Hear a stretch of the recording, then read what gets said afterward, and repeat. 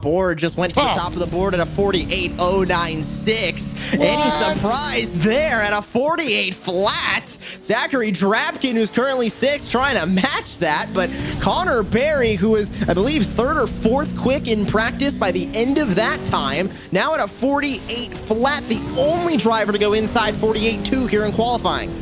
Yeah, I was going to say, it doesn't surprise me whatsoever. He knows how to put it on top of the box here in Reno, that's for sure. This track is just always so fast there, and it's going to bring some great lines. I'm going to say we're going to see 3-4 wide through a few turns on this one for sure. Well, and the drivers are very familiar with this track as well. This was one of the day one tracks when off-road hit the iRacing service a couple of years ago. So everybody has had ample time to run laps here at Wild West. Everybody is very familiar with this track. So we're seeing a lot of that come into play when these drivers are so consistent on their lap times and so close on lap times as well. P21 all the way up to your leader, Connor Berry, separated by about a half second right now. Yeah, I'm going through my mind right now. Luke Canup, Connor Berry, and Zach Drapkin have all raced this track in real life. Drake was there with his brother when his brother was racing for Lucas Oil Off-Road. I don't think he ever drove this track in real life, but I'm sure he may have asked Big Bro a few little tips there. Great shot there at Thad Countryman in the dark room, in his zone right there. His little bubble of driving. I gotta love it, man. It's just total focus. Mr. 11,000 iRating moves up into P2. Nicholas Dachelet is going to move up into P5 as the last minute times start to hit, and a couple of drivers still have laps to their disposal to try and work their way further up. I see Cody Wienecki is starting a lap as well. We're still on board with Countryman as he goes down the back straightaway. Here's a very difficult portion of this track, going over the whoops, having to set yourself up for turn 4. Countryman did a great job there, smooth and straight to come across the line, hits the outside wall. Is that going to be enough to disqualify the lap? I don't believe so, but it's a 48.216. Won't be an improvement either way, and yes, that lap was disqualified for hitting that outside wall. Yeah, that's a shame. Any contact there, anything wrong, you just kind of, even if you got the fast run, boy, it's going to make a difference there. You can see Wienecki there making another run. Wienecki had that top spot for a very short time, still sitting P3, not a bad position, but to lose that 10th, 0.171, that's hard to pick that up. It really is, but it's not impossible. Wienecki will lay down a 48.205 on that last time by. That will be his current best, and he gains about 1/100th of a second, but not going to gain all of the time back on Connor Berry. Mentioned a handful of drivers still had laps left. Josh Edmondson laid down one of his final laps. It was disallowed for hitting the wall on the outside of turn 4 again for him. Hadley Boyce improves to P14 that time by. Only driver we have not seen take a lap right now is Tommy Battelle. He still sits in the pits, but all other 33 drivers that are trying to make our 2 mains tonight, I have laid down times. As we take a look at Austin Schieber, currently P21, looking to improve on that as he comes across the line. A good run there. I'm back on board here with Austin Schreiber. He's got some work cut out for him, I'll tell you right now. It's not going to make a difference. You can see it just zapped out there. And you can see the final run here, the 58 in this final time. So Edmondson sitting second, not too shabby. Countryman drops to third, Wienecki fourth, and Dachelet top 5. But it's Connor Berry, boy, I'll tell you. Man, that is a quick time there in the 48s. No surprise, Connor Berry laying down a fast lap, and also no surprise that it is going to be the fastest lap. Connor Berry takes the quick time before we get into our LCQs. Dave, you're going to stand by with Connor Berry, who laid down the only 48 flat that we saw here in qualifying. Connor Berry, boy, he just came out swinging. The points leader, the team, the new team doing well. I know you kind of want to get Drake back up there. You can see kind of do adjustments because you're not in your home rig. This is the Grid 1 kind of race palace there with Drake, right? Yeah, for sure. We are not in my own sim, so I'm in my a PV simulator, and we're here with Drake as well. So we are both in our PV sims and gonna have to battle our way up front. I gotta tell you, being in is that the same one? This is different than when you were at his house before. These are the new sims, right? So this one's the same sim that I ran at the end of the year. So I'm Oh, on the my World sim Championships. Yeah. Okay. So you're a little familiar with it. I'd say so, yeah. So it's not, you're gonna not feeling like you're at a disadvantage not being on your home sim then. The speed wise, I would say no. Like honestly, I feel like I'm faster on this one. The race though is definitely going to be a battle, just not being as comfortable. So we start in fourth, so it's going to be a battle for sure. Well, this is the fast. It's a lot of tight turns there. We saw, how close the fights are and the battles are going on, especially when we're in the bull ring at Firebird. Reno, are we going to be seeing 3-4 wide? What's your strategy to stay out of the carnage? The strategy is to be smart, but I don't know how much is going to work here. So we got a few guys who are starting in front of us that seem to go for our doors. So it's going to be a battle, to say the least. We'll just see how it works out and just try to be smart and try to get back up into first. Well, I'm going to say good luck to you tonight out there, and I guess we're going to have to wait for the main to see your race. Thank you. Connor Berry. And he is sitting pretty and waiting for those mains as we get ready for LCQ number 1. Brody Descher will be starting on the front row with Brandon 4K to his outside. Quinton Delolmo, Tom Grady share row 2. Austin Schieber, Rick Huseman going to share row 3 in the top 6 spots with Scott Merrick, Mladen Lakovic there on row 4. Joey Herbie, David Holdren, and Jackson Eberts. 11 drivers ready to go for LCQ number 1. And as they roll off from the back straightaway, we're going to take the top 6 into our 2 main events tonight. There were series points on the line there in qualifying. 5 points went to your quick time of Connor Berry. No points for both the overall or the series involved in these LCQs. The only job for these drivers is to qualify for the main events. Pace Truck will get up and out of the way, and the first time the green flag drops tonight for LCQ number 1, and we are underway. Brody Descher is going to get them started over the first jump and up and into turn number 1. It's a tight left-hander as everybody tries to funnel their way through. Take a look to the inside. That's Tom Grady. 3 wide for second place. It'll settle out to 2 wide between Forcade and Delolmo. Down into turn 2. Brody Descher looking in his rearview mirror, liking what he's seeing as there's more contact with Delolmo and Huseman as Grady loses 2 more spots. Yeah, Dusher just pretty much walking away at this point there as Forcade, Delolmo all battled out there. Hughes been trying to stick his foot in the door there in the all-white machine. You can see Tom Grady trying to look up the inside, but Hughesman's going to kind of close the door. He's going to come down on him, and a nice shot block there as they come around the turnstiles, I like to say, and a big high-speed straightaway there, 100 miles an hour plus. Right back up the hill they go to turn 1. Grady settles into P5. You can take a look back at Austin Schieber there, P6. He's trying to hold off David Holdren. That's for the transfer spot of P6. Holdren is close, but to make a move here at iRacing Short Course, you're gonna have to be aggressive with it. This is a contact motorsport as Holdren tries to look to the inside. Doesn't get there in time through turn 2. He's gonna have to try and set up a move on Schieber. The long line down the back straightaway. This could be it into turn 4, especially as Grady and Huseman go side by side, potentially holding each other up. It's a rough one to try to make passes up that hill. You got to really establish yourself, get that inside line to take it going out of turn number 3. Around turn 4, down the hill. Huseman side by side. Boy, again, we got a race there with Grady. He's trying to get up to the inside and try and take that line away. Who's going to outbreak who's going to get on those binders early? And it looks like Huseman's going to get a nice run, but look at this. Grady's got a whole lot of Austin Schreiber coming up the inside. Schreiber's going to get that spot and keep making contact. That is now 2 fenders on the front of Tom Grady's truck that are starting to peel away. Grady back to the inside, gives a shot to Rick Huseman in the right side door. He makes contact in that corner and gets that spot back away from Schieber. More importantly, David Holdren has fallen off now by about a second. This top 6 are kind of on an island of their own right now. Top 3 pulled away from the bottom 3 of this top 6, and Schieber wants a top 5 spot and a better starting spot in those mains as he tries to look to the inside and can't get there. And a big run there. You can see that second group of 3 that you talked about, the little delineation line between them.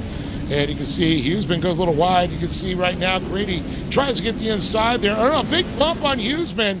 Grady's going to come down, get on the hammer on the loud pedal, but Huseman's going to take the line away.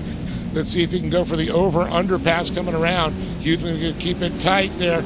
Grady gets the shoehorn out, trying to push him out of the way. Remember, this isn't for the transfer spot. This is for qualifying spots for those mains. And on the inside now is Huseman. Grady trying to power along the outside. You're on board with Austin Schieber. That's the Racecraft Academy number 51, P6. He's watching with a front row seat, trying to look to the inside in turn 4. Gets up on the inside berm. He won't get side by side with Grady, just barely cattywampus as they come out of turn 4. We're halfway done with this first LCQ now, and everybody in the top 6 looking great as David Holdren just unable to make up any ground from P7. See that front battle, not, really nothing changing out there. Dusher, definitely hold on, 4K to Amo. But I think the big battle, it's not like you said for a qualifying position, but it's for position on the line. And look at this. Oh, no. Grady and Schreiber get into it. Holdren moves in there. Grady goes back to P7. 8 as he slides back. Herbie, one spot off now from Holdren. And that delineation of qualifying position. Only the top 6 once again will qualify. A big run up the hill. Holdren trying to look the inside of Schreiber. A little bit of a bump there. Schreiber going to go a little wide there. And look at that, a blink of an eye, and Holdren now to P5. Holdren got that transfer spot by a bit of a gift as Tom Grady just got turned around there in turn 2. Now has P5, but slams the ground off the jump, and right around goes Schreiber to take back P5. Holdren falls back to P6, and take a look further back. Herbie and Grady are now side by side as Tom Grady trying to pick up the pieces. He'll cross over Joey Herbie, and up into P7 goes Tom Grady, but running out of time to catch the top 6. Talk about a textbook slide job right down the inside, no contact, nothing but net as he drops it in there. But as we look at the battle up there, you can see Schreiber and Holdren. You know who's not complaining? That's Rick Huseman, all by himself in 4th. Doesn't have to worry about somebody trying to take him around. A couple more laps still to go. Lap 7, here we go. It's going to be a run. They're running out of laps now. Issue up front for Brody Dusher. He might be in the wall. He falls down to P4. He either got way up out of the way or got forced out of the way by Brandon 4K. That battle for the lead had been slowly deteriorating from Dusher's point of view.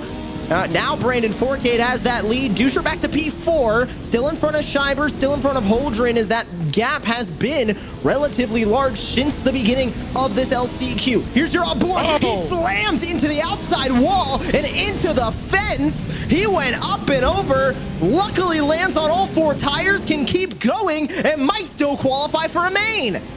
Incredible there. He keeps the gas on there. I haven't seen that since Carl Reynolds hit that in real life. That is a nasty place to hit there. You know, you can literally almost split a truck in half at that point. That is actually the pit exit, and it's just a crazy place to have it.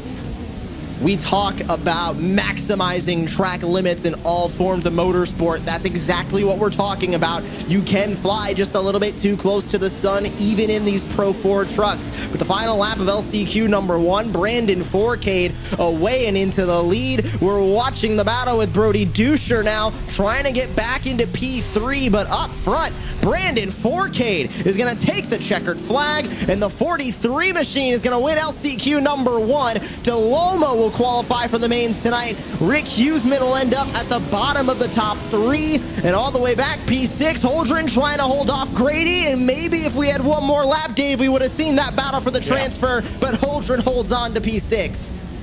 I got to give it up though. Grady fought his way back up there, not in a qualifying position, but boy, oh boy, he definitely gave team effort there. So Brandon 4K, Quinton Delalmo, Rick Huseman, Brody Dusher, Austin Schreiber, and David Holdren all will qualify for your main events tonight. Tom Grady, surprisingly, the factory sim sport entry is heading home. Same with Joey Herbie, same with Mladen Lakovic, and I don't believe we saw Scott Merrick or Jackson Eberts in that race. They both finished 10th and 11th officially on timing. Hadley Boyce will lead us to green here in LCQ number 2. Ethan Curran to the outside. The Iridium Sim Sports number 54. Matthew Lindy to the inside of Jacob Rafoss in the Channel 199 Sim Racing entry. Missed last week, back this week, and has to qualify out of a last chance qualifier. Same with Sean Winkler in the Racecraft Academy number 72. Interesting to see him in an LCQ with Tyler Bickford for the Midwest Sim Sports number 28. Outside of row 3, Michael Board, Noah Carmichael, Zachary Goddard, and Matt Lass round out the 10 drivers trying to take the final 6 spots in our 2 main events tonight. And looking down the list, Dave, Jacob Rafoss, Sean Winkler, Matthew Lindy, there's some fast guys that might not race in our mains. I know, it's incredible to think about it. We've talked about this over the last season. The talent has risen. These guys are putting the time in there. They're working on the setups. The teams are working together. They're all getting faster. They're all within a tenth of a second, and it's anyone's qualifier. But like you said, a couple of shockers that are, fighting their way through these LCQs. Remember, we saw in that first LCQ with Tom Grady, you can be a little bit too aggressive. You might be very fast. You might be laying down solid lap times in practice and qualifying. When it comes to racing out of an LCQ, it might be the top 6. It might be the majority of this field, but you cannot treat it that way. You have to treat every position like it rightfully matters. And we see Grady now going home after just being a little bit too aggressive, making contact with another truck in turn 2. Yeah, and also, the better finish you have, the better position you're going to have for the main event. And I'll tell you, with this many trucks out there with the main event, you get caught in the tail, or you're going to get whipped around like an alligator. I'll tell you what, ultimately for Tom Grady, who was sitting 21st in the points, he's not going to earn any from tonight's race now. Yeah. Field coming through turn 4 with Hadley Boyce in control of the field, our second and final of our preliminary LCQs. The pace truck pulls off and away, and our pro trucks get going, and it's a big start for Hadley Boyce, who gets on the loud pedal early. Will lead him upstairs into turn 1. To the inside goes Ethan Curran. To the inside goes Matthew Lindy. Almost 3 wide as they exit turn 1. Lindy doesn't get much farther than 3rd. Jacob Rafoss side by side with Sean Winkler as they enter turn 2. They're still side by side, and now side by side for the lead as the 333 almost climbs up and onto the back bumper of Ethan Curran. They enter turn 3 with Winkler now P4, Rafoss now P5. Yeah, it looks like they got a little bit close in there, and a little contact didn't affect them too much there. You can see, though, Boyce starting to run away there, Curran. But I'll tell you, Sean Winkler has got a lot of pressure there. The 199 driver, Jacob Rafoss, and then Tyler Bickford. Lindy getting shuffled back a little bit deeper, still within the cut line there. Looks like Carmichael, Boyd, and Goddard and Lass are still got to fight their way up there, as we just saw on board the virtual reality there of Sean Winkler. Ooh, Matthew Lindy. Oh. He was just on top of the 13, and Lindy is now fighting for a transfer spot. That was an aggressive move into turn 1. I was talking with Josh Edmondson earlier. These drivers are racing aggressive because you can do that in these trucks, and Michael Boyd just got forcibly sent out of the way. But you can make that contact. You might be able to get some damage on your truck, might hurt you on the straights, but ultimately making contact in these trucks, it's not going to do much flipping like it used to in these trucks. So everybody's getting the elbows out, and Matthew Lindy just got up onto the 13. He saved himself. He's back up into P4. Not the same for those drivers that we just saw there in turn 2. Here's your battle for the transfer. Noah Carmichael has it. Tyler Bickford wants it into turn 1. And I can tell by the fiberglass damage right there, there's been a lot of rubbing going on here. And a big hit there again, 727. It looks like Carmichael trying to get in there with Rafoss. You can see these two battle, the 199 driver there, as he tries to look to the inside once again. Behind him, you can see Carmichael sliding around again out of turn number 3 as they work up through the turnstiles again, up the hill. And the big run here, whoa, a little bit of contact there once again. These guys are getting a little rough. And you can see that transfer battle starting to extend. That's Tyler Bickford now getting passed by Michael Boyd, but they're still 1 second behind that peak blue truck of Noah Carmichael in P6. It's still Hadley Boyce up front, still Ethan Curran behind, still Winkler, Lindy, Rafos, those big names, those fast names that are racing out of this LCQ. They're still well within the top 6 right now. Here's the onboard with Michael Boyd down the hill into turn 2, trying to set up Tyler Bickford for a spot in P7. He dives it into that corner. Bickford responds, and so does Zachary Goddard. And talk about taking a blow in the corner, and contact. Splins around the 717. Oh boy, I'll tell you, that is a nasty place. You can see the fiberglass, the souvenirs of the fans left on the track there. You can pick it up after the race and they'll be autographed.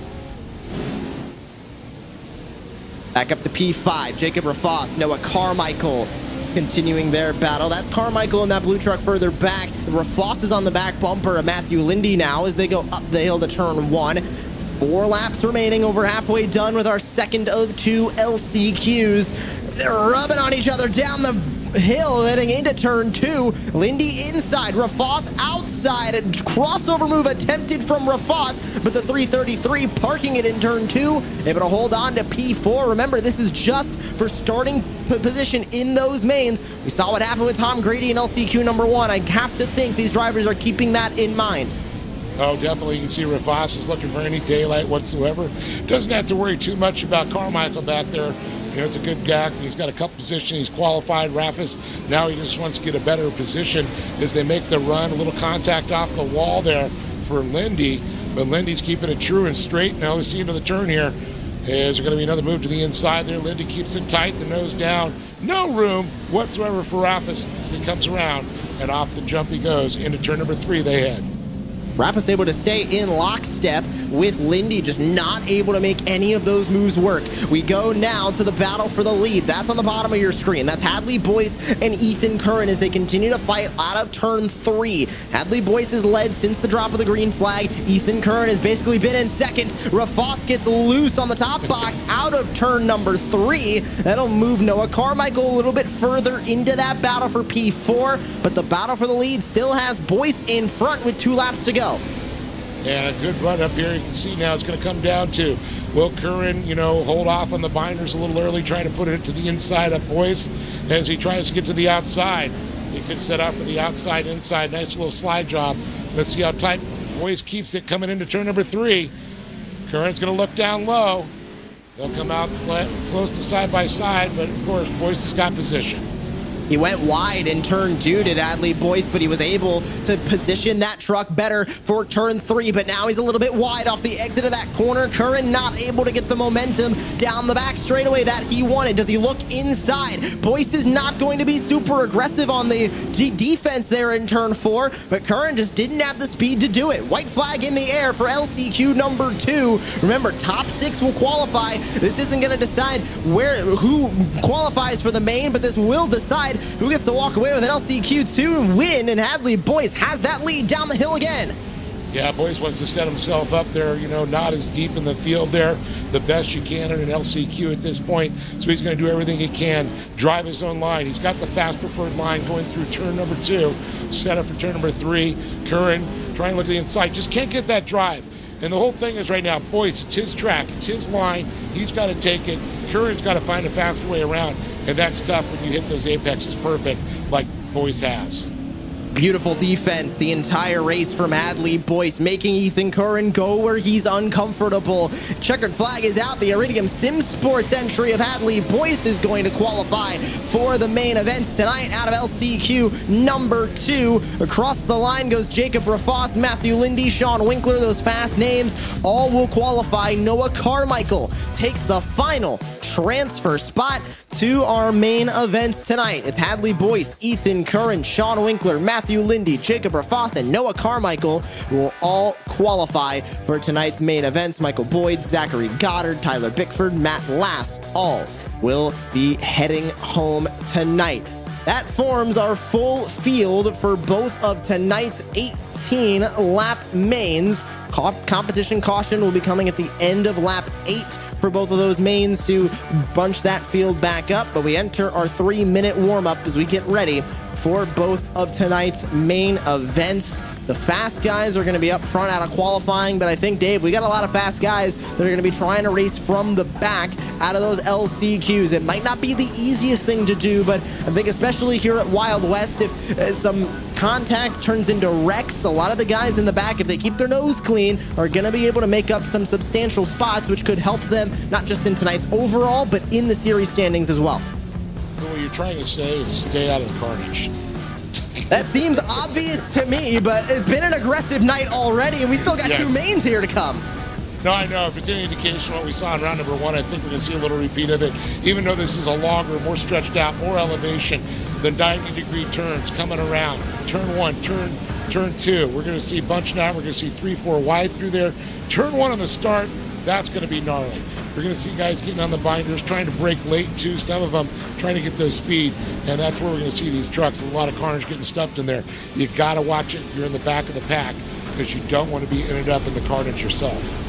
It's big elevation, it's hairpin turns, and it's a classic in iRacing short course. There's a lot to be excited about in both of our main events coming up tonight. We mentioned the overall a couple of times. There are points that'll be up for grabs in both of tonight's mains, not just going towards their series total that will crown our series champion after round 6 at Crandon, but also for tonight's overall championship, which will give them the round win. Connor Berry has had the most points out of both of our main events so far in both starting rounds, so he has taken home 2 overalls. He's looking for a 3rd tonight and going 3 in a row, not only extending that series lead, but extending his all-time win total, because in order to win the round here for iRacing short course, you have to win the overall, which means you have to have the best combined points total and best combined finishing of both of the mains out of anybody else in this field.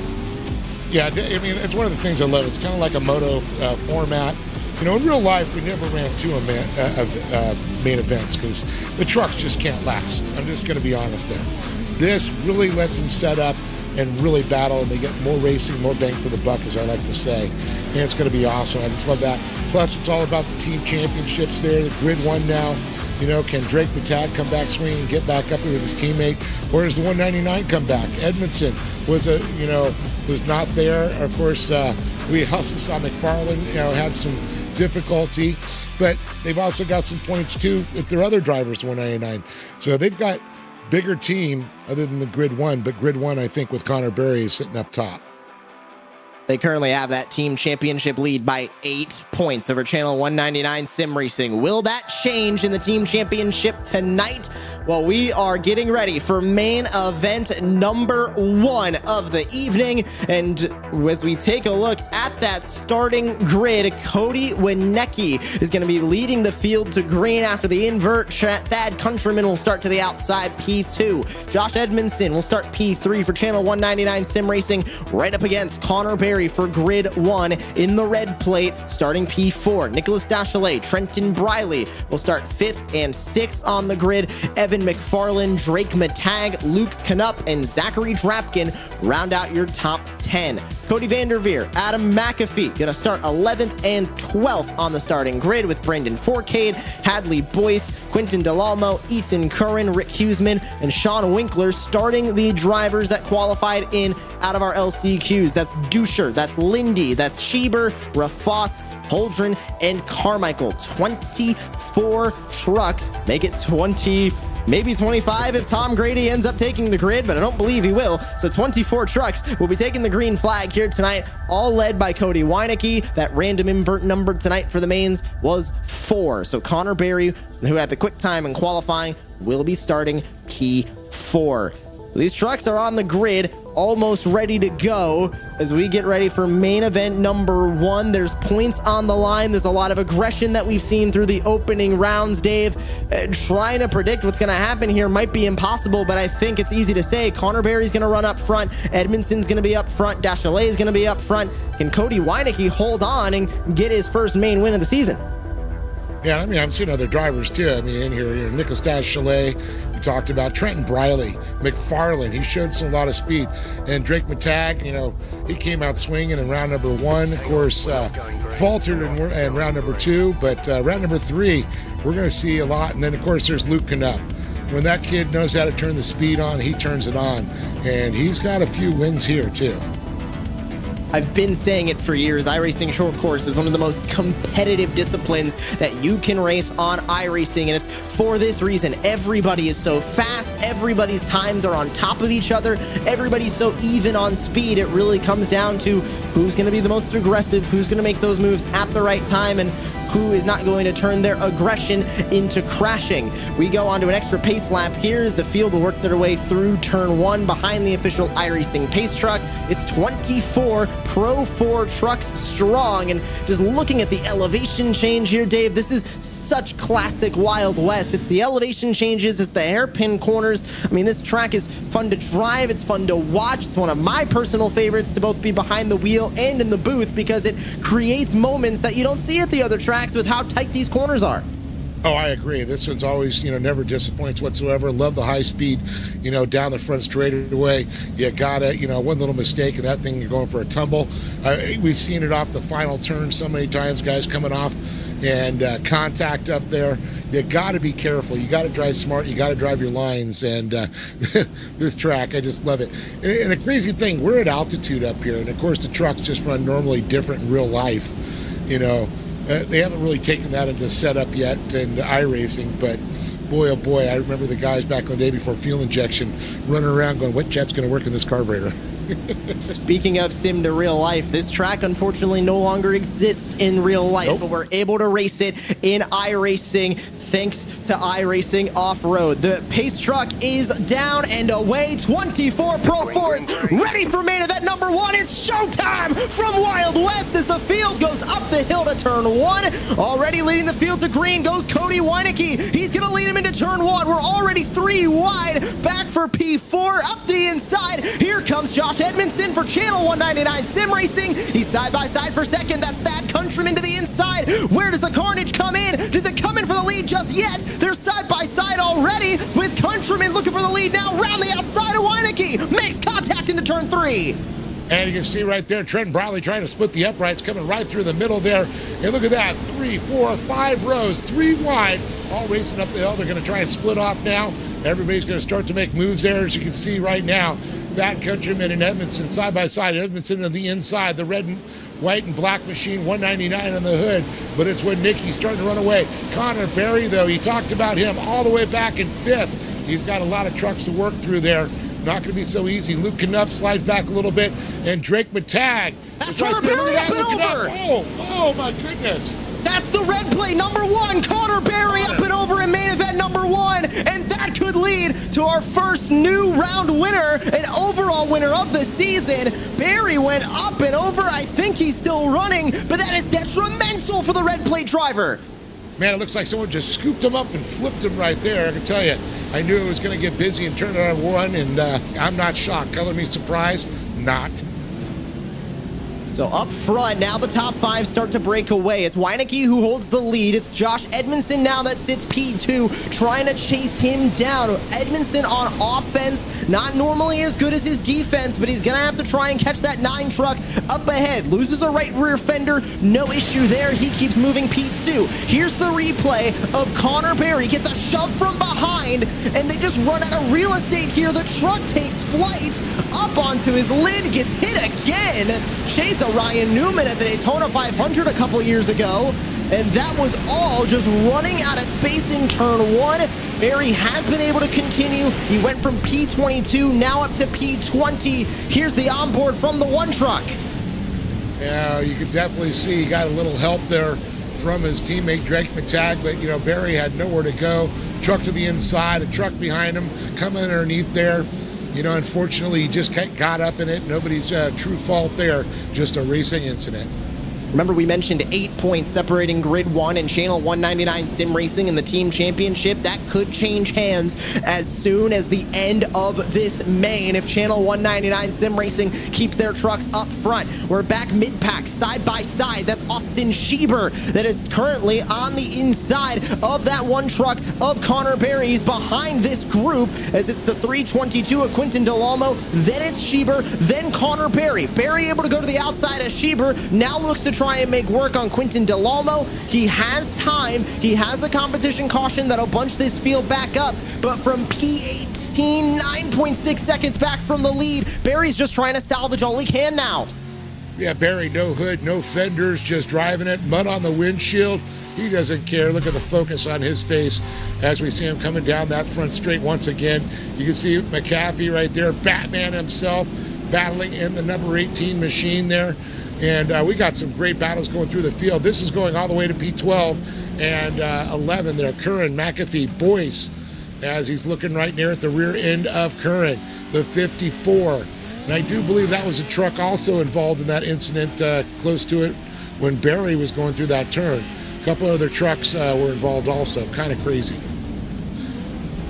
Jump back up inside the top 5. Here comes Luke Knupp now into P4. He's in a side-by-side battle with Nicholas Dachelet. Dave, what were you saying earlier about Luke Knupp? Once he gets the jets going, he's able to run up front. Yeah, I know. He's been so busy prepping trucks and doing a little racing himself, though, in real life. You know, you got to wonder how much time that young man has to spend on the sims. But he was so dominant in the early years. But everybody else has caught up to him now. He's got to re-catch back up, I think. But he's still got it. Talented driver. He's a wheelman.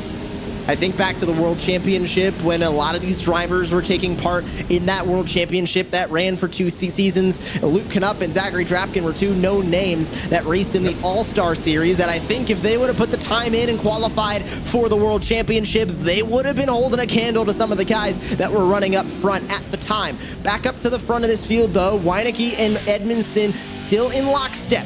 First place for the 9, second place for the 58. You're on board with Josh Edmondson. Pimax VR on, up and into turn 1. The 9 goes a little bit to the outside. Look at Edmondson trying to get that truck to the inside. He gains up a little bit of ground, but not looking for that lead just yet. We do have a competition yellow coming end of next lap. Edmondson looks to the inside. You know, of course, you know, he prefers the Pro 2, but boy, I can tell you, he can drive the wheels off a Pro 4 there as we're watching. He keeps on looking to the inside, but when Nicky has that, I like to call it the middle preferred line, the fast line through turn number 3, the run up the hill there. Edmondson just couldn't get any more speed on him, but he's right there, right on the back porch, looking to trespass. In fact, he wants to kick that door out, but he can't get. He needs to get up there and get a little contact with him. He needs to lay a fender on, let Nicky know I'm right here. These Pro 4 trucks might be 4-wheel drive, but the horsepower under the hood of these trucks causes all 4 wheels to spin if you're not careful. That's the main goal, trying to get up and off of these corners, is that you're not spinning the tires. Side by side now for the lead. We have a competition yellow coming end of this lap. Edmondson on the back bumper of Weineke gives a little shot into turn 2, but as they set themselves up for turn 3, that just bled off a little bit of speed for the 58. Back to the inside. Can't get there by the middle apex point of turn 3, and down the back straightaway they'll come to the competition yellow this time by. I wouldn't expect Edmondson to make an aggressive move for the lead off of this restart. He won't. He will stay P2, but the yellow flag will come out at the end of this lap, and we're going to slow them down, bunch them back up, and go racing for the second half of this main. Across the line for P6, that's Zachary Drapkin and Luke Knupp fighting for P5. Now the field will start to slow themselves down. Weineke will be leading the field back to the green flag. So far this season, the drivers that have been leading at halfway haven't necessarily been the favorites to win. Will that change tonight as Cody Weineke looking for his first main event win of the season?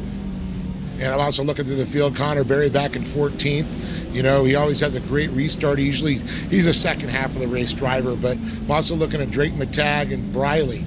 And I'm excited to see Drapkin and Knupp battle. It wouldn't be the first time. I remember those guys used to battle, and you know, all these kids battle in mod carts. So this is just so awesome to see in real life again.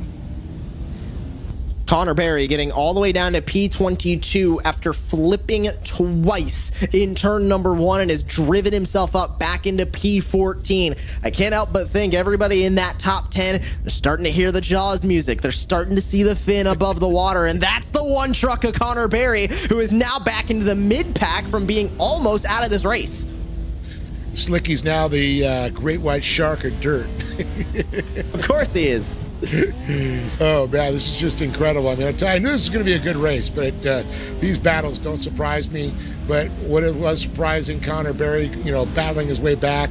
Hadley Boyce, he's sitting in 12th. He was a winner of the LCQ. Jacob Raffas, wasn't with us in the second round. Still sitting in a good position. This restart's going to be everything. We're going to see guys going for turn number 1. And as the field sits outside of turn 3, just waiting on the, looks like 333 and the 40 to catch up to the tail end of the field here in turn 3. Then we'll be ready to roll them again. Then we'll be ready to get back to racing. That's Matthew Lindy, who ran into issues early on in this race, has not been further up the field just yet, and gets on the brakes and barely avoids hitting the back end of Sean Winkler there in the 720. But the field will roll back off down the back straightaway. We'll go back to racing with 9 laps to go here in main event number 1. Points on the line for the series. They're on the line for our overall championship tonight. And with Wienecke in this lead right now, he's got the Channel 199 Sim Racing machine of the 58 of Josh Edmondson behind him. You're on board with Nicholas Dachelet as he looks for the green flag. Restart zone at the bottom of this hill and at the bottom of your start-finish line tabletop. Field bunches themselves up. Who plays the restart games? Wienecke's going to get on the loud pedal, and he's going to get a great jump over Edmondson. He had the whole shot at the start of this race and is going to be leading by multiple truck lengths into turn 1 to the inside of the 58. Helping him rotate goes Thad Countryman, and that's Zachary Drapkin up and onto the K-rail. And I believe that was Canup. That was Canup. Yeah, Canup. You can't miss those day-glow colors, the pink on him there. And you can see it's changed up the whole complexion of this race at this point. Matag, he slid up to the 5th position. He got by Trenton Briley, and Drapkin battling it out there. A little wiggle waggle going on as we see the 322 making her way through there also. We saw that one of Connor Berry up and in the mess and in the thick of things. He's up in a P13 now, side by side, as McAfee looking to the outside of David Holdren. Now back up to a side-by-side battle. This is for P3. This is Dachelet on the outside, or inside, Countryman on the outside. They slide themselves into turn 1, and here comes Drake Matag, the one lone grid 1 entry in this top 5, sitting on that edge in P5. And Drake does a little cross jump, looks to the inside there. Again, right behind, it looks like Matag. So he comes around there too, and you can see Drapkin, Countryman, Dachelet. Oh, a little bit of a slide out around there too. You see Drake Matag is back on board with them. And boy, did he get pushed back deep in the field to P22. Got pushed on that K-rail. Shades of Luke Canup in turn 1. He was able to keep going, but now sits at the tail end of the field. This is all within your top 5, and almost going around his Countryman. What a save off the exit at turn 4. They're all chasing down Zachary Drapkin, who sits tail end of the podium. You're on board with Cody Vanderveer for Racecraft Academy to the inside. They're all beating and banging into turn 1. The 23 does a wheelie off the exit of the corner, and Vanderveer's around. Same with multiple other trucks as they pile into turn 1. Oh, I couldn't even tell. You can see Vanderveer got caught up in that one too, slid across it. I just think Winkler just hit the K-rail. I think 3 trucks got slammed up against that K-rail out of turn number 2 there. As we see Cody Wienecke still up front battling with Edmondson. As we look a little deeper in the field, you can see McAfee there trying to slide around the outside. He's trying to make some things happen. Schreiber there as we look deep back in the field. We're talking 12th, 13th, 14th, and 15th there with McAfee, the Batman. There's Connor Lindy. Berry now sits P21 in the pit stave. He is out of this thing. He was in that mess at turn 1. There's everything happening in front of him. Gets forced into the 54. Gets forced into Vanderveer as well. He doesn't go up and over, but I gotta think he had race-ending damage. There he goes onto the K-rail. Yeah, it's going for that rail slide. There was just nothing this one truck could do. No. Here he goes up into turn number 1. He runs into the back of the 54 as they stack up and get stacked up from behind. Not the way you want this to go there. You can see all kinds of carnage back there. You can see Winkler getting slid up on the rail. Berry getting caught up in it. Boy, oh boy, everybody's deep. Connor Berry back in P21. Canup all the way back. Look at this. In the pits for Drake Matag now. McFarland back in the pits. Canup down 2 laps. Boy, things have changed in the middle of the back of the pack. But look at this, Edmondson. He just for a second, he's got the lead. He has the outside line. Is he going to go down a little chop block here? on Winnicki. Winnicki holds tight to the inside, pushes Edmondson. Edmondson trying to get his nose as they head to turn number 2. Here comes Winnicki sliding around. He's got that middle profiled line again. Winnicki takes the lead back. Edmondson back to second. Powers around the outside for the 9. Edmondson now sits inside for the left-hander of turn 4. You're on board with Edmondson. Side by side for the lead into 4. They make contact again. Door slam again. It'll be 4 laps to go at the line, and Cody Winnicki gets back to the lead now by a couple truck lengths as Edmondson has to set up again. Up the stairs into turn 1. He can't set it up into turn 1 here, trying to just get back side by side. And Edmondson trying to get there to the inside again. Once he gets those elbows out, he's a motocross racer. He knows how to throw it in there. He knows how to push it in. A little bit of a pivot turn, trying to look for something here out of turn 2, trying to set up here again. Winnicki's got some quick speed, stays that preferred line, keeps the nose. No daylight for Edmondson to make the run.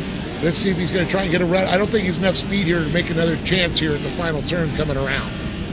It'll be 3 laps to go this time by. On board with Edmondson, bottom of your screen, top of your screen. You're watching the tail end of the top 5. That's Nicholas Dachelet, that's Thad Countryman. That side-by-side battle is between Brandon Fourcade and Jacob Rafos. Rafos inside, Fourcade outside. Fourcade has to give way to the 13 of Jacob Rafos, but Rafos up into P8. Now we're back on board with Josh Edmondson, who is fighting from P2. I mentioned earlier his defense is sometimes a little bit better than his offense, but he's been on offense since the beginning of this race. Couldn't clear Winnicki for the lead last time by. Now has to try and clear him again with lap traffic up ahead as well. Looks to be a Drake Matag coming out of the pits.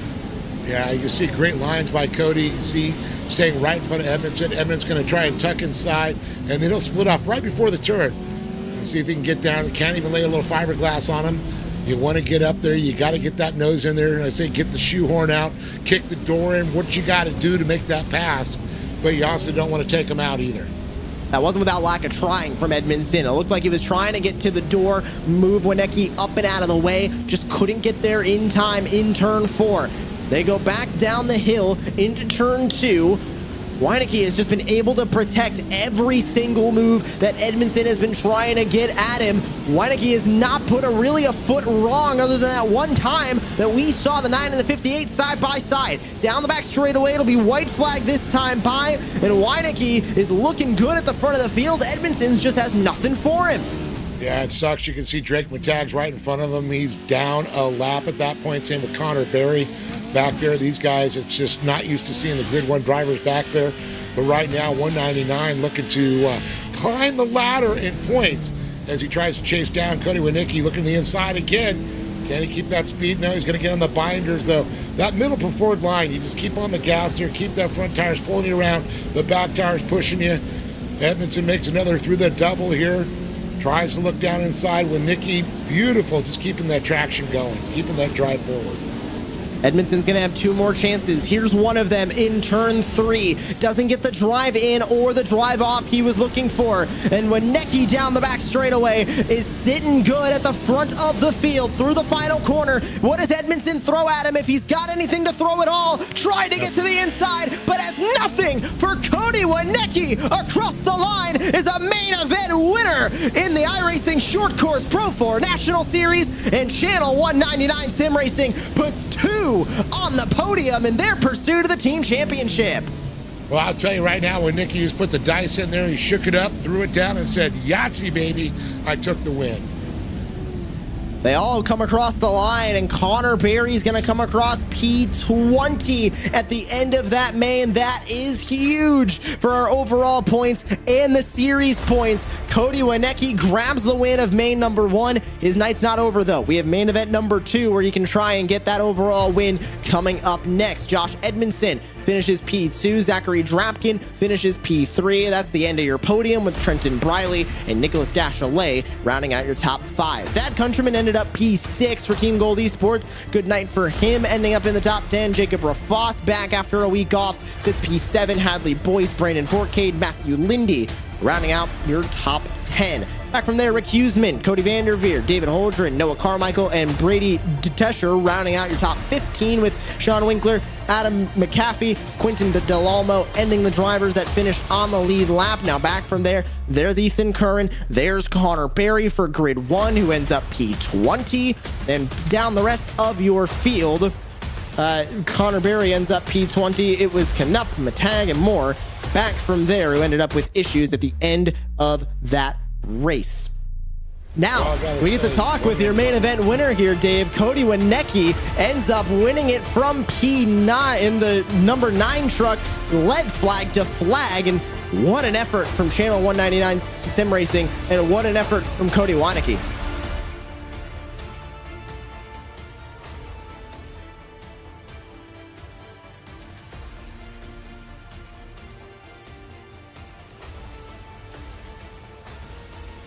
We have Cody. Yes, sir. Okay, there you are. Didn't see your picture or pop up there. No camera on you. But Yahtzee, baby. You took the win there. And I'll tell you, you and Edmondson, what an incredible battle there. Talk about this race, though. A lot of carnage behind you. I don't know if you knew what was unfolding. Oh, it feels great to finally get a win under the bag. And thanks to Josh for racing me hard, but racing me clean at the same time. You know, we're teammates, but we still throw down on the racetrack. And it was just a blast to run up front. Yeah, I got to say, watching the lines there, Edmondson was really starting to, change up, looking to put his nose in there. Was it making you a little nervous? Oh, he's my teammate. He's not going to take me out. Yeah, definitely. I was getting a little nervous. The worn out track, I kept oversteering and understeering, and I couldn't figure it out. But hopefully we get it figured out for the second main, and hopefully I'll have my camera on for the next race. I've just been trying to work out some issues. So a little dry slick out there right now? Yeah, definitely the blue groove is getting to me. Oh, boy. Well, I got to say good luck to you here, boy. Yeah, you got the monkey off your back. Now you just got to breathe through and go for another one. Yep. We'll see. Well, I want to thank Channel 199, Track Racer, Racecraft, Polaris Racing, MRT Tires, Top Box Racing, Wienecke Motorsports, my wife, and thank you guys for the great league. And we'll try to get up here for the next one. Good luck, Cody. A little bit different than UTV. Yeah. Well, Cody Wienecke, the man with a bullseye on his back there, Joshua. And that makes a Channel 199 Sim Racing win, and as well, it makes a Channel 199 Sim Racing second place as well. Josh Edmondson finishes second step on the podium. Josh, and the work's not done. You still got a main event coming up, but how'd that first main event feel? I know you were pretty much on offense trying to get around the 9 for the duration of that race and just couldn't get anything by Wienecke. Yeah, kind of. I didn't want to try and force a pass too much because you lose so much time when you battle. So that first half, I was trying to just hang out there. There was a bit of a gap right before the comp caution, so I tried to make a move, and it showed they caught right back up. So that second half, once we got a gap, I wanted to try and make a move, and then, we were losing time. And obviously, Cody's a teammate and all that. So I was just pretty content sitting there for a little while. It's really hard to pass when you're the same speed and all that. So, I was happy with the P2 in that one. Cody mentioned racing a teammate. You mentioned racing a teammate at the front of this field. We've been mentioning the team championship so far. It was a gap of 8 points between you and Grid 1. Connor Berry had those issues in that main, starting to close in that team championship. Is that a main focus as you guys go further into this season, or is it really driver-based focus for you guys as a team? I'd say more driver-based focused. Obviously, it'd be cool to win the team championship again. It's cool having that and having our guys up front. But ultimately, it's individual racing. We're out there for ourselves, and Cody's in the championship too. And obviously, I missed a week, so I'm pretty far out of the points from missing around. So, that's another reason why I was kind of not pushing it too hard. I didn't want to make do anything crazy and ruin his points or my own finish. So. One more main to go. One more opportunity at points for the round win tonight. Go get them in main number 2. Congratulations on your second place in main 1. Thanks, Josh. Good to hear from Josh Edmondson, both of our Channel 199 Sim Racing guys at the front of the field after that one. Third place, Dave, Zachary Drapkin. He's joining you, and I'm sure he's happy about that one in the Racecraft Academy Redline oil truck. I got to say, Zach, what an incredible race there. You're always so quiet there, and all of a sudden, there's Zach. Is that sometimes a little frustrating? It looks like the second half of the race, you always really come on too. It's just you got to haunt them. You got to sit back there and be smart. And a lot of people got crashed out by a lot of people in the front. So I just picked my lines, was smart through it. That open wheel kind of, I guess I'm an open wheel guy because I don't like making contact. And I don't think I hit anybody that entire race. So we just made it all the way to the front and battled with it. Well, the top two were gone, but I got into my third position, just settled in there and just played it smart to get to the end. You know, it had to be a little hairy because we saw you were battling with Luke Knupp there, and then he got caught up in there. How you avoided that carnage, I don't know. It's like the seas parted for you.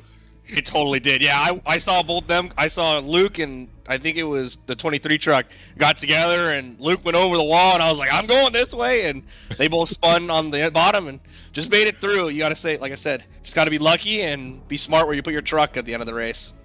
Well, like I say, good job there, and I know you got some probably people you want to thank for this one, and good to see your bed's made. Bed is made. Big shout out, happy birthday to my dad. It's his 56th Happy birthday birthday, today. Scott.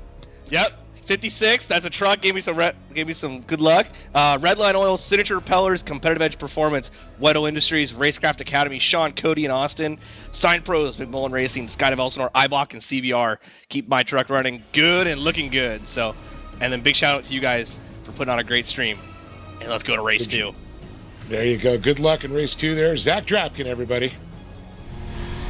And that is your podium finishers there from main event number 1. We've got one more race upcoming here tonight, and a lot of excitement out of that first race, Dave, and a lot of excitement heading into main event number 2 is Connor Berry lost a ton of points, and he won both of our round wins in round 1 and round 2. This is opening the door for somebody new to potentially get that round win and potentially take the lead in this series standings. It was only 13 points between Countryman and Barry, and with Barry finishing down there in P20, Countryman finishing, I believe, P6 in main event number 1. He's already etched into that lead. Well, it's also going to make a difference, too, like you talked about with Connor and Drake and everybody. They're deeper in the field now. They're not up front. The front line has changed up there. You can see it's going to be quite hairy on this one. You're going to have a lot of fast guys in the back trying to charge away front, but we saw the carnage in race number 1. Will it be avoided? Well, I guess we're going to have to find out.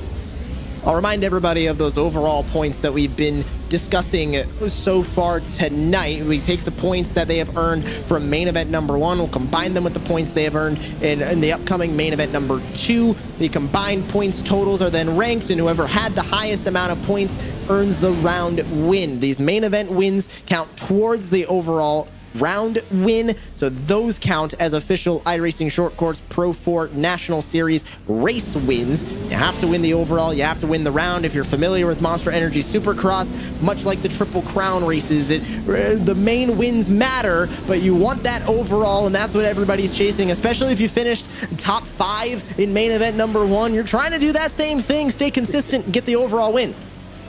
I know, and consistency is a hard thing to do when you got all this talent up there, and we just saw you could be consistent, win 2 rounds, and then you get shuffled around like a used shoe. So as we wait for main event number 2, you're taking a look at practice right now. First lap's going down for main event number 2.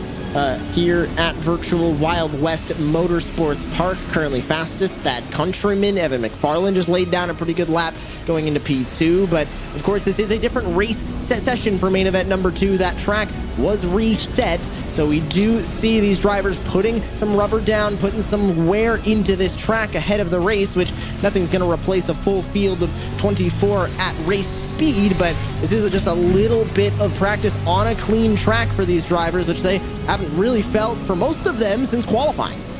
Yeah, the track looks really good there. They've done such a good job in iRacing with these conditions there. The only thing they're missing is the pits. We look at all the other, they've got motorhomes and semis and all that. It looks a little sparse. That's where all the fans would park, right there. And then right behind the grandstands, down on the hill in those areas, right there is where all the pits were. And it was incredible to see how full those were. And we mentioned earlier, unfortunately, this track no longer around in the real world, but it's one of the tracks that we get to immortalize by racing virtually and keeping it in the sim. Unfortunately, off-road tracks are kind of going that direction, where we've added another one to the list of tracks that are now immortalized in iRacing. And it's just a good thing that not only are we able to scan a track before it closes and keep it immortalized, but also in the case of North Wilkesboro Speedway, bring an old historic track back to the masses by rebuilding it in iRacing. It's great that we're able to use the virtual platform to keep racing going at some of these tracks that no longer have them. Yeah, I know, I love it. And it's a shame. This was an old quarry that Norm Deanda, his family owned it. Unfortunately, he passed away. The family sold the land off, and bye-bye track. It's a shame. Yeah, it's unfortunate that we are losing racetracks every single week, but we're losing another racetrack in Wild West. Trenton Briley will be on the pole for main event number 2. It's Zachary Drapkin on the outside there's Edmondson, there's Winecki, your third and fourth starters, Nicholas Dachelet, Thad Countryman, 5th and 6th on the starting grid. Jacob Rafoss, Hadley Boyce, share row 4, Brandon Forcade, Matthew Lindy, rounding out your top 10 with Rick Huseman, Cody Vanderveer on row 6. Further back, it's David Holdren, Noah Carmichael, Brody Descher rounds out your top 15 for Badger State Simworks. Racecraft Academy's Sean Winkler will start P16, then Quentin Talalmo, Ethan Curran. King 19 is going to go to Connor Berry with Austin Schieber starting P20. Luke Knupp, Drake Matag, Adam McAfee, and Evan McFarlane rounding out your field. And Connor Berry will start deep in the field in P19. He had a lot of work to do in that first main, got back up to the mid-pack, got involved in another incident. He can salvage a lot of points if he stays clean here, doesn't get caught up in other people's messes, and does what he did in main event number 1, Dave, of driving through the field. Yeah, that's going to be, it's going to, staying out of the carnage going to happen out there. But I'll tell you, another driver that I've seen that I know that's driven this in real life. In fact, the two guys out front have both driven this track in real life. So I'm always curious to ask, the differences. Does it feel familiar? Do the lines change and all that? And we're going to see these two battle out there. I know that Trenton Briley's raced in a Superlight out here too, which were the Mazda power trucks at one time, which were fun, like an IROC series. Trenton Briley will lead the field to green here in main event number 2. Haven't seen a whole lot of him so far this season. Looking for some solid points here. Remember, Connor Berry came into this round as your points leader. Thad Countryman came in P2. They were kind of on an island of their own with Evan McFarlane, Zachary Drapkin, Quentin Delalmo, Drake Matag, Cody Weinecke, all very close in points through the middle of the top 10. But that lead from Connor Berry had a massive hit when he had those incidents in main event number 1. Looks to pick up the pieces here in main event number 2, but starting from P19, we're going to be watching him throughout the duration of this event. Remember, competition caution, end of lap 8. You want to see how good Connor Berry is doing in this main, check back in with his position at that competition caution and see how far up through the field he is and how much ground he has gained. Field working their way down the back straightaway and into turn 4. That iRacing official pace truck will pull into the safety of the pit lane. And for the second and final time tonight, we are ready for main event racing here in iRacing Short Course Pro 4 National Series. Pace truck is gone. Field hits the restart zone. It's showtime for main number 2 here from Wild West. And it's not a hole shot for Briley. He's got side-by-side battling up and into turn number 1. Drapkin on the outside. Edmondson gets a hip check. To the inside goes Nicholas Dachelet in the 23. They're still side by side. Edmondson saves it. One truck off the track. We're still side by side down into turn 2. Briley outside the 56. A Drapkin to the inside. And oh, by the way, here comes Josh Edmondson looking for the lead again. Edmondson looking up the inside of Drapkin there, and you can see Briley with a great exit speed heading up the hill, but Drapkin settled back to P3 there behind him. It's going to be Lindy, Dachelet, Winecki, Raffis, Countryman, Vanderveer, and Boyce. But look at this. A little bit of a nudge there from Edmondson into Briley. Briley takes it all the way to the wall, tries to keep that speed up there, trying not to have any friction or any speed shaved off whatsoever. Edmondson with a big run up there. Contact with Trent Briley. Edmondson just really takes the lead. We have a new leader. It's Josh Edmondson, Riley, and Draken in P3. You heard in his interview he didn't want to race too aggressively, especially with a teammate from Channel 199 Sim Racing, but he's getting the elbows out now as Trenton Briley tried to answer the call going into turn 2, but unfortunately Edmondson just a little bit too quick, and now they're 3 wide for second. Truck hitting the K-rail on the inside. That's Winecki as Josh Edmondson looks in his rearview mirror, trying to now pull away from Briley and Drapkin. You're on board with the 56 P3. Edmondson right there holding that line there as we saw Drapkin look to the inside. He's just sitting watching these two, watching their lines, trying to figure out where they're making the mistakes, where they're breaking points out there. Do you outbreak them? Do you break a little early and go around? You know, he's going to go to the inside. He's going to stay there. A little contact with Briley there as Briley stays right up to the bumper of Edmondson as they head to turn number 2. This is going to be important, this setup there. Edmondson with a beautiful line around there. Edmondson holds on to it, and then Briley tucks in right behind him. And same with Drapkin. Look at the battle back there with Lindy and Winecki. Winecki to the inside. And you can see Lindy on the outside of the 333 machine there, as it's going to be Winecki comes out ahead. This is a hornet's nest mid-pack of the top 10. That's Lindy outside. Inside goes Dashalet, and he makes contact with Winecki on the outside line, and he falls a little bit further back into that top 5. This entire group here is bookended by Jacob Rafos, who's trying to catch up as well. Here's Nicholas Dashalet back to the inside of Winecki in turn 1, trying to make the move work. Can't get there, stays P5. And just rubbing on that fender right in front of him. Dashalet looking for a little move on Winecki. Looks to the inside. Winecki with a great line there. Keeps it tight. Dashalet's going to have to back off just a little bit. You can see the top 3 right in front of them as he's concentrating on Winecki. You know, he's got one step at a time. Dashalet is saying, okay, just look what's in front of you. Don't look what's way past him at this point.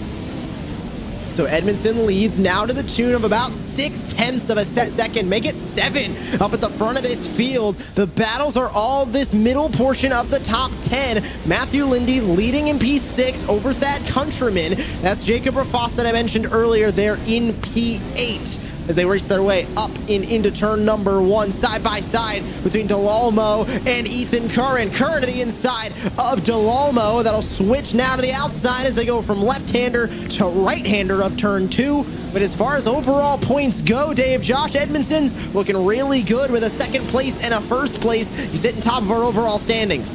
And you can see Rafis having a little contact there with Lindy. Lindy rubs up the inside there. And you can see that Countryman falls back just a little bit there as these two battle it out. He's trying to get a little daylight there. Contact again with Rafis there. Rafis going to stay on Lindy at this point, keeping that pressure up there as they're side by side down the hill. Back across the start-finish line. We have put 5 laps behind us. We go on to lap 6. Remember, end of lap 8 will be that competition caution, bunching the field back up. Rafos to the inside of Lindy as Dashalet makes a move on Winecki there for P4, or tries to, I should say. That is Winecki to the inside, Dashalet on the outside. 3 wide almost in the background with Lindy, Rafos, and Countryman. Your overall standings now also sitting on the right side of your screen. Edmondson, a 5-point gap over Winecki if he's not able to make up spots. And look at Dashalet ran up the inside as it looks like Rafis and Lindy continues to battle. And Dashalet and Countryman are battling around there. You can see these guys, 2 sets of battles. Countryman trying to hold off these 2 as they battle. They're kind of forgetting about him because they're just worried about beating and banging on each other. And then we're going to go back up to Dashalet as he keeps the pressure up on Winecki. Edmondson now leading by over a second. This is where the battles are on track, with Countryman now working his way up into P6. We go further back. It's Huseman, Schieber, and Curran. There's Connor Berry in the 1 truck. That red plate might not be around for much longer, but he's trying to get to the outside of Winkler. Curran takes that as an opportunity to get to his inside. It swaps right back into turn 3. A shot given to the back bumper of the 1, and Connor Berry just tried to get P11, has to settle for P12 down the back straightaway. Yeah, Curran definitely had a great exit speed going on there. Barry's looking for a little speed to get past him. Curran bounces through there. Barry's going to lean on him just a little bit on the driver's side there. And you can see right behind them is another battle with Huseman as he continues to make the run there. There's a very slight amount of damage to that left front of Connor Berry, so he did get into a little bit of contact and keeps doing it. And that left rear starts to come apart as well, but he's able to now get by Ethan Curran up and into P11 now. Here's your battle for P2 that has started to develop. It's Drapkin in second right now. It's Trenton Briley who's trying to get that spot back in P2. There's Dashalay and Winecki in the background, also side by side. Again, it is Dashalay on the inside, or yeah, Winecki on the outside, and here comes that Countryman inside of 3 wide. He gets up on the berm in turn 4 and has to give way to both of those spots. A little too aggressive. He wasn't just going to lay a door on me. He laid the whole weight of the truck on there, and that did cause him some problems, but he didn't lose any speed. You can see Dashalay still holding off Winecki as they come around. But let's also talk about this. Drapkin moved from third to second, because right now we're at the comp costume. We're going to re-rack. We're going to restack at this point. But Drapkin able to get Briley on that last lap there, moved into second place. Briley slipping back a little bit. Now Edmondson, he's lost that second gap that we talked about. You said he was out front. He's starting to run away. Well, guess what? Now they're right back on his tail. He was in a really, really comfortable spot that he's going to have to try and get back now on this restart. We'll go green with 9 laps remaining. We saw how important it was for Winecki in that first main to get a good jump off of this restart, lead the field by a couple truck lengths up to turn number 1. That's how Winecki was able to control that race. Can Edmondson do the exact same thing? Field comes to a stop for the competition yellow. It will be Edmondson ahead of Drapkin, Briley, Dashalay, and Winecki, your top 5 when we go back to green. Peeping in the chat, I do see Trevor Teal, good friend of all of ours here at Race Spot TV. Happy he's tuning along. Happy I get to be back in the booth, as he complimented me in the chat as well. Happy to be back with everybody here at iRacing Short Course, even if it's just for the evening. Like I mentioned earlier, Arjuna Kankipati over in Sebring for the 12 hours of Sebring on the IMSA side of things this week. So I get to play fill in with you, Dave, for a very, very exciting 2 main events tonight, and what could potentially be a swapping of the red plate when we go back to racing in 2 weeks' time. Yeah, I know. This is absolutely crazy thinking about this one. This has been the most carnage there, the most switch up there. Just when you think you got it figured out, well, we just changed it up. Edmondson, not here last week. You know, Winecki, not here last week. Look at them in the top 5 right there, 199. We also got the Rafas there, the 199 too. I'm talking about the team points. I know everybody's battling for their own, but I find this team thing, only 2 guys on one team, they were leading the points, a larger team, 199, who has won the championship before. So not only can you win individually, but you could also win with your team. Channel 199 Sim Racing not only looking to put another driver into victory lane, they're also looking for the lead of the team championship, which could be very possible with Grid 1's struggles in both mains tonight. Back to green, the second half of main event number 2 is underway. There's Josh Edmondson, he's on the loud pedal, trying to go up the hill into turn number 1. He's got a commanding lead, he'll keep that commanding lead. Briley to the back bumper of Zachary Drapkin, losing a bit of time for the 56. That's Matthew Lindy, I believe. That was just up and onto the K-rail. He gets back going straight. Luke Knupp off the track. He'll hold on to P13. Connor Berry enters the top 10. And he had to just avoid that contact through there. Briley now on the back bumper of Drapkin. You can see Dashalay and Winecki in tow as they make the run up the hill. Like you said, Edmondson trying to stretch that lead. He's hoping these guys are going to worry about the battle there. Will Drapkin go into protection mode there with Briley and allow Edmondson to run away, because Briley is all over Drapkin like a cheap polyester suit. Where do you look? Do you look at the windshield? Do you look out the mirror? How is Zachary Drapkin going to play this? Because right now in the overall standings, if Drapkin were to get around Edmondson, he could be looking good in the overall standings. They're side by side again for second. Briley looks outside. Zachary Drapkin protects the spot and protects from a crossover move as well. There's the 23 of Dashalay, who tried to make a move on Briley through turn 2. They're now single filed out through turn 3 and down the back straightaway. Connor Berry is further into the top 10. Put him to P7. There he is leading that back group. Yeah, you can see that little gap there. You can see that fender flying just a little bit. The left front. There is no right rear fender. You can see the carnage. The rear left one's flapping.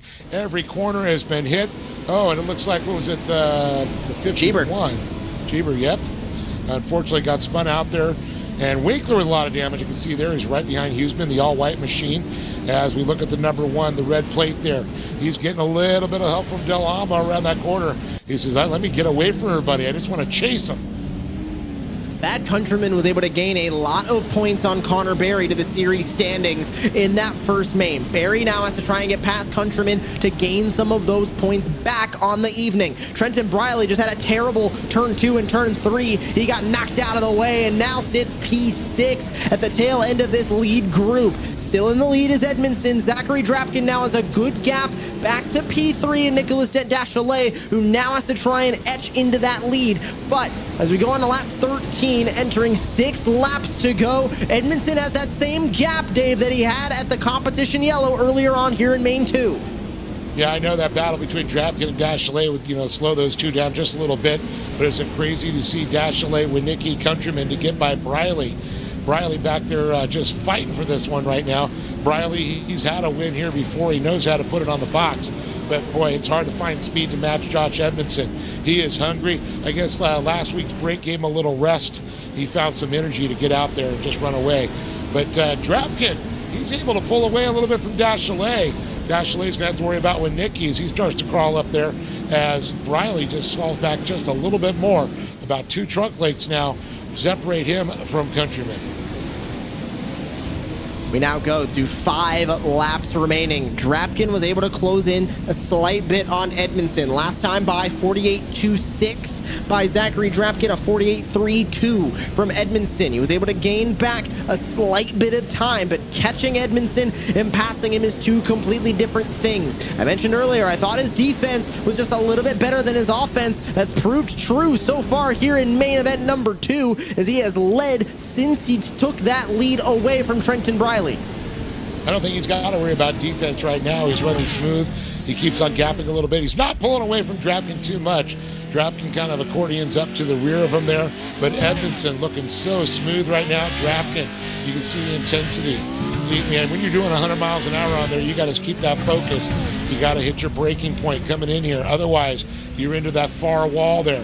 Comes up Edmondson with a great acceleration and off the leap as he comes back, heading to turn number 2. But look at this, Deschalais and Winicki battling back there for 3rd right now.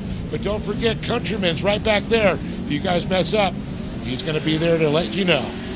That trio of blue trucks has been battling 3 wide this entire main. The competition caution didn't split them up. It's Deschalais ahead of Winicki, ahead of Countryman, who you're on board with right now from P5. Down into turn 4. Does he go for a move? He's been aggressive before. Can't get there. He got loose and cattywampus off of those whoops. A very difficult entry into turn 4, especially if you lose control over the jumps. Yeah, I think you hit it right there. It's a battle of the primary colors. The 2 red trucks and the 3 red trucks chasing them down. No secondary colors within this top 5 confirmed. Yes, that's right. Look at the focus from Countryman right now. He's just looking for a little daylight. These guys going to keep looking to that inside. Leave some daylight when Nicky keeps it low and tight there as he tries to keep a run on Deschalais there. You don't want to scrub off speed. You need as much speed going to turn number 3 to get that exit speed heading up that hill. It'll be 2 laps to go this time by for Josh Edmondson, who leads to the tune of 0.9 of a second right now over Zachary Drapkin. The blue trucks continue to fight for 3rd on back, but everything kind of settling out now as we enter into 2 laps remaining. Drapkin has been quick. He laid down some very, very fast lap times and has been almost matching Josh Edmondson last time by one of his slower lap times and a 0.3 gap between himself and Josh Edmondson. Drapkin slower by those 0.3 that last time by. And I was just looking at the battle for 6 right there with Briley and Connor Berry as we see another group coming down. And look at this. Oh, contact there with Matag. And it looks like McFarland having a little bit of a bump there too. White flag will be out this time by his countryman. Again, aggressive, sends the 23 into the 9. Now goes to the inside, 3 wide for that third spot. He's able to get Wienecki, who falls to P5, and the white flag comes out for Josh Edmondson in the 58 at the front of this field. I don't think a 1.2 second gap is going to be enough for Drapkin to gain in 1 lap. Countryman now sending it back to the inside. He got caught in the middle between Wienecki and between Dashalet. Dashalet at the front of this group now. Countryman back to the inside, trying to get by Wienecki. He's side by side again into turn 3. This is all for a spot in the top 5 and all right now for P4. Front of the field, it's Josh Edmondson. A second place finish for Edmondson in main event number 1. Gonna be coupled with this first place here in main event number 2. You're looking at your round winner and overall winner tonight from Wild West. Josh Edmondson wins main event number 2, and Channel 199 Sim Racing sweeps the mains from Wild West. Incredible. Drapkin's going to come across the second with Dashalet, Wienecki, and Countryman rounding out there. So 189 sitting 4th and 1st. Boy, that's going to change the team points up there. The struggles from Grid 1 tonight might have just lost them that team championship lead to Channel 199 Sim Racing, who put in one of their best nights here tonight. It's Edmondson who grabs the win in main event number 2 and your overall championship tonight. Zachary Drapkin, Nicholas Dashalet rounding out your podium. It's Wienecki who won main event number 1, still gets the top 5 there in main event number 2. Thad Countryman rounds out your top 5 with Trenton Briley, Connor Barry driving up into P7. What a night for that red plate number 1. We'll have to see if he keeps that red plate after tonight. Quentin Delalmo, Sean Winkler, and Rick Huseman rounding out your top 10.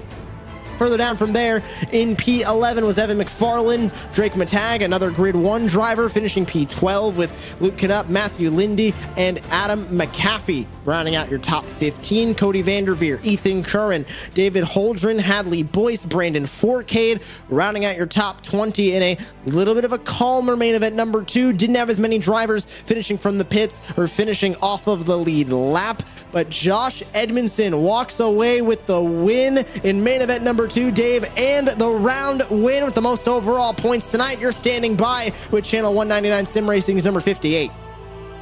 Josh Edmondson, what an incredible race. I'll tell you, I know you struggled. You sat back, relaxed a little bit for race number 1, race number 2. You had the, up front, the second row, and you got to front and you didn't look back. Yeah, definitely knew if I could get up front that I had the pace to win. So as soon as I saw that little opening there, I had to make the move on Trenton. Had to get the elbows out a little bit, but I'm happy I did make the move. Was able to get out front and get the win. Feels good. And, Cody, Wienecki, your teammate back there, was battling. But talk about Drapkin for a while. He was right on your bumper until you got that breathing room. Were you worried about the drivers behind? Because you got Dashalet, Wienecki, Countryman, Briley, and then Connor Barry all the way up to 7th. I mean, there was a lot. Anybody makes a mistake, it could have changed the whole podium. Oh, absolutely. It's a stacked field. All these guys are really fast. The racing's tough here. I did make a little mistake, and Zach got right back on me, really put the pressure on. But I knew if I just hit my lines, it's really hard to pass here. So I just tried to focus forward and hit my marks. And the track really changed. It evolved because that session, it didn't carry over, being a new session. It went kind of from like fresh to then the worn. So I had to adjust my lines a little bit. But once we got those lines adjusted, it felt really good. And I'm, really happy with it. Well, you got to feel back. Absent on round number 2, come back swinging. The big winner out of round number 3. Congratulations, Josh. Yeah. Thanks again. Also, shout out Channel 199 Sim Racing. That's awesome. And obviously, we represent Channel 199 YouTube channel there. It's Travis Pastrana's. And then everybody that sponsors the team, Track Racer, Racecraft, Pimax VR. And anybody else I forgot, all the teammates, you guys for putting on the show. Looking forward to watching this one back. Oh, you aren't going to be disappointed. It was a good race. Congratulations, Josh Edmondson, the big winner here for round number 3. Thanks, Dave. You got it. A great night for Channel 199 Sim Racing as they grab both of our main event wins tonight. We get to talk again to Zachary Drapkin as well in the number 56. He's happy again to be on the podium, Zach. And Racecraft Academy built you a fantastic truck, and you're able to drive it to the podium in both mains. This has to feel good, especially being P4 in the points and struggles from McFarlane and Barry ahead of you. Dude, I'll definitely say that. That whole race, my truck was hooked up. Towards the last couple laps, I had a little issues, but I switched over to my sequential off the steering wheel because I couldn't crank the wheel hard enough and find the shifter, so I switched over to my sequential, and I figured that worked a little bit. I was catching Josh, but he is kind of my boss, so I can't pass the boss, so I had to give him that one. But Josh ran a heck of a race, and the whole team did great. I think it was a 1, 2, and 3 through the Channel 199 and Racecraft Academy group, so I'm just stoked on where we finished tonight. We're back on the podium. It's been a long time, but I always knew that if it's going to be a podium, I'm going to do it here. Not just podium in main 1, not just podium in main 2, but podium in the overall standings as well. You finished tied for second with Cody Winnecki. A fantastic job all night long from you, Zach. Looking forward, we go to the asphalt next on the streets of Long Beach. Then we've got the brand new Wheatland. Then we've got Crandon. This back half of the calendar is very unique. What can you do to stay within that top 5 of the series standings? I'm going to have to put some time in. Long Beach, I struggled a little bit last year. I think we got like 9th. And the double heats are definitely going to be a struggle for me. So I know we got a good setup for Wheatland in the playoffs last year. I ran pretty damn good. Me and Connor had it pretty well locked in for the last couple races. But I know that we got to be smart the rest of the second half of the season because there's not a lot of races left. And I think this puts us in a good spot for the championship. Just top 3. That's all I need. It's been a long time since we've been on the championship hunt. And right now, this has been a good start to the season. Saying you struggled a bit on the streets of Long Beach last year and you finished P9. I think a little bit of practice time and you're going to be right up there in that top 5. Zach, congratulations on both of your fantastic finishes here in the mains tonight and both of your double podiums. Thanks, guys. I want to thank a bunch of sponsors as well that keep me up here and keep my truck looking good. Redline Oil, Signature Propellers, Competitive Edge Performance, Weddle Industries, Racecraft Academy, Sean, Cody, and Austin, Sign Pros, McMillan Racing, Skydive Elsinore, IBOC, and CBR keep my truck looking good. This is for my dad. Happy birthday, Dad. The 56 brought it home. He's 56, and 56 truck got a P2. So I'm stoked for the night, and we look forward to the streets of Long Beach, baby. Very lucky night for that Racecraft Academy number 56. Zach Drapkin ends up in P2, and Nicholas Dashalet had to fight for that third place with Winnecki and Countryman. Dave, you're standing by with the Factory Sim Sport entry. Nicholas, I mean, okay, we know Edmondson and Drapkin. You guys had great races in round 1, but this race between you, Winnecki, and Countryman, talk about this because it was a sea of blue. We were talking the primary calendars are battling out there. Yeah, that was definitely a fight from the drop of the green flag. I mean, I think from how my round 1 went at Wild Horse or Firebird, it set the tone, so I knew I had to be aggressive, and man, we were going at it. I hope it put on a good show for the broadcast, but it was fun. I think we raced respectfully. We didn't take each other out. I think we all finished within 3 spots of each other, so it was just good, clean, hard racing. Yeah, I mean, you had a battle because you had Winnecki and was out in front of you. You get up by him, and then you had Countryman. He's looking to the inside. You literally, I mean, like you said, it wasn't too bad, but you did lean on each other, and everybody kept moving that forward momentum. Nobody got out of shape, so that had to have been a little hairy. I mean, I could tell by the smile on your face you were having a good time. Oh yeah, it was a good time. I was race admin again tonight, so I was doing double duty. But yeah, those last 2 laps were great battle there. Me and Thad actually touched before entering 4 there, and that's how I got so sideways into Cody there, and it kind of worked out for me. I didn't mean to push him out that wide, but that's just kind of how it worked, and then we were able to battle it back to the line. But yeah, it was just a great battle. First race tonight is another hard battle up there. There was a bunch of us battling, so I hope it put on a good show for everyone to watch. Well, now you've raced in the dirt, the streaks of Long Beach in a couple of weeks. Boy, you have to go back to the drawing board on this one, or are you going to have a little momentum coming out of this week? I think I had the pace to probably qualify top 4. I ended up 0xing my qualifying lap, so started 5th. And so, yeah, going to Long Beach, road course racing isn't my strong suit, and I think last year I pulled off a top 10, so hopefully we can get a similar, just survive Long Beach and move on to Wheatland after that, and then ending the season at Crandon. I know I'm good there. I know I can run fast laps, sit on the pole, and get a good land rush. So hopefully we can finish these last 3 rounds out strong. Well, you're definitely coming out here, getting on the podium. I'll tell you, it's going to be great. You know, we're halfway through the season. Got to say good luck to you, Nicholas Dachelet, and I know you got some people to thank that put you on the box tonight. Yeah, I just want to thank Factory Sim Sport, Tyson Keaton, Tom Plum, Terry and Crystal, just everyone over there that helped me. Tom was in it tonight. I just want to thank HW Design. Shout out to Hannah again. Truck looks awesome. Legion Speed Sport. Connor for putting on this league, and you guys for broadcasting it. It's been fun. Well, congratulations, everybody. Nicholas Dachelet. And that is your podium finishers from main event number 2, and finishing second place on the overall standings tonight, and also grabbing that main event number 1 win. We're going to talk to Cody Winnecki before we hop out of here. And Cody, I know you were battling with Dachelet, with Countryman for the majority of that main. You weren't able to get it on the podium, but P4 after some aggressive racing for 18 laps seems like a win in my book. How about yours? Yeah, definitely. Little pinball action, definitely a lot more aggression in the second race. And yeah, I was just glad to get through that fight. It was crazy.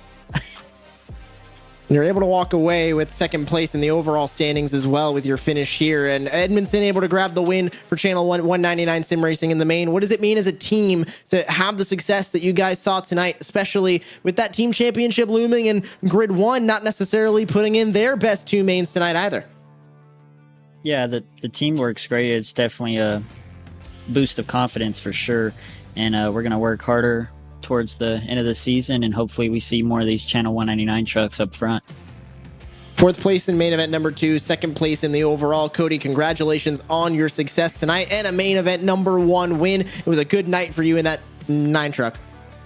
Yeah, it was just a blast to be up there with those guys. I want to thank Channel 199, Track Racer, Racecraft, Polaris Racing, MRT Tires, Top Box Racing, Winnecki Motorsports, my wife.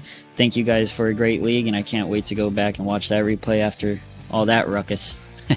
That's Cody Winnecki after a second place overall finish in tonight's overall standings. And Dave, we leave Wild West, we go to the streets of Long Beach, and it seems like, if my math is correct, Thad Countryman has taken the points lead and will have the red plate as we trade the dirt for the asphalt around the streets of Southern California. Yeah, I'm looking forward to it. It's going to be great. Long Beach, literally about 15 minutes from my house. I was just down there, and I was thinking, boy, oh boy, how fun it would be to race here again. Oh, we are in 2 weeks. It might not have the jumps you're familiar with if you've seen Stadium Super Truck racing in the real world, but these Pro 4 trucks are still going to get up and go when they're racing around the streets of Long Beach. And we'll hope you'll join us on April 1st, same time, same place, right here on RaceSpot TV. For Hugo Louise bringing us to you tonight, for Dave Arnold joining myself, Joshua Lee, we thank you for tuning in to tonight's iRacing Short Course Pro 4 National Series, round number 3 from the virtual Wild West Motorsports Park, where Cody Winnecki and Josh Edmondson are main event winners, and Channel 199 Sim Racing puts in a stellar performance. Edmondson leaves as our overall champion, and we've got a new red plate heading to Long Beach. There's a lot to be excited about in iRacing Short Course. We hope you'll join us next time out.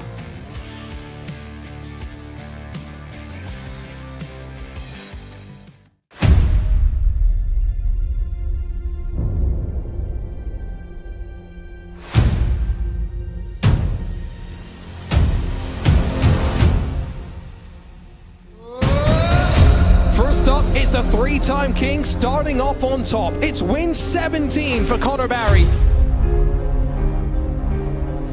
First-time winner in the iRacing Short Course National Series. Take a bow, Drake Mittag. And while Luke Canutt's yet to taste success in 2025, it's going to be a taste that's oh so sweet.